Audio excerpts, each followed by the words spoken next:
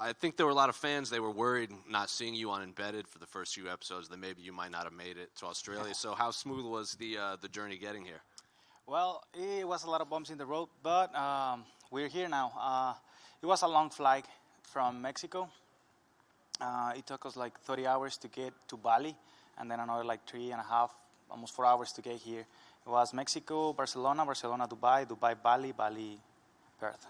Was the bumps in the road, was that just the journey? Were there other things that involved? Nah, just that, normal things like happen in camp. But no, that's it, So now that you're here, what are the emotions? You're only a few days away from fighting Josh Emmett for the interim featherweight title. I know you were, when we spoke to you in Dallas, you were a guest fighter. You were pretty focused on getting Volkanovski on this card, but you have Josh Emmett for the interim title. So what are your thoughts on Josh as an opponent?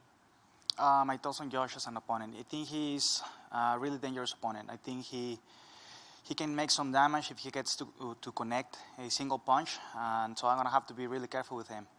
He's a guy that I really respect. He's doing this for the right reasons, and I expecting him to bring the best of him, so it's a war as always. You fought like Max Holloway, the Zombie, and Jeremy Stevenson, all these guys. How does Josh compare to those? Do you feel like you fought tougher competition getting here than you will on Sunday? No, I just think it's the same thing. Every time that I step into the octagon, I cannot disrespect the guy in front of me. Because he's the best opponent that I could have at the moment. Plus me. I'm always fighting myself instead of the other guy. I'm trying to win against myself every single day. My demons. That's about it. But talking about Josh Emmett, I think he's a really dangerous opponent, so I'm respecting him because of that. And just be smart in the fight. And I'm sure you visualize getting the belt wrapped around you in Australia here. So would you feel like a champion? Like when Justin Gaethje won, he threw the belt on the ground, said it wasn't the real belt because he hadn't fought Khabib yet. But then when Dustin Poirier won, he viewed it as a real championship considering the journey it took for him to get here. I mean, the journey's been long. It's been like 10 years for me to get here to this point finally. And, it's just, I don't want to be disrespectful and saying there is not like the true belt or whatever. It's just what it is.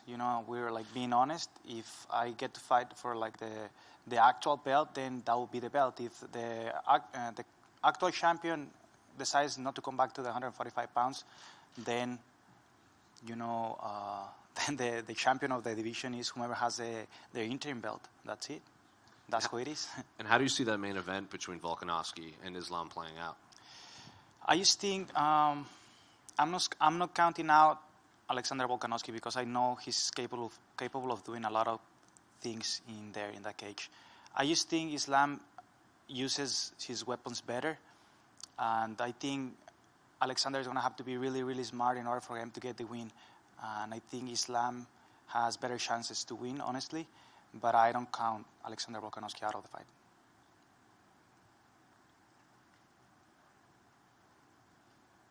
How you going, mate? This is the furthest you've had to travel for a UFC fight. How do you think the jet lag and just the effort it takes to travel is going to affect you? And did you come a bit early to kind of acclimatize and that sort of thing? Yeah, we came to Bali. I think we stayed in Bali for like 7 or 8 days before we came here. So I feel pretty adjusted to the time zone here. And right now, I'm just good. I'm perfect right now. And after the Volk Holloway number 3 fight, and they were talking about who's next, did you feel like you were the rightful person to be next? Because it could have gone kind of any of 3 ways with Alan and Emmett in the discussion as well. Yeah, I always get like kind of the same questions, but the true answer to all of those questions is we're going to fight each other. Like, we are on the same division. We are too close to each other. And whomever is winning, eventually is going to fight the top guys in the game. So it's like a mix, you're always going to have like the tougher opponents in front of you. So it doesn't matter if I'm not fighting Max Holloway or Allen right now or any other guy in the division.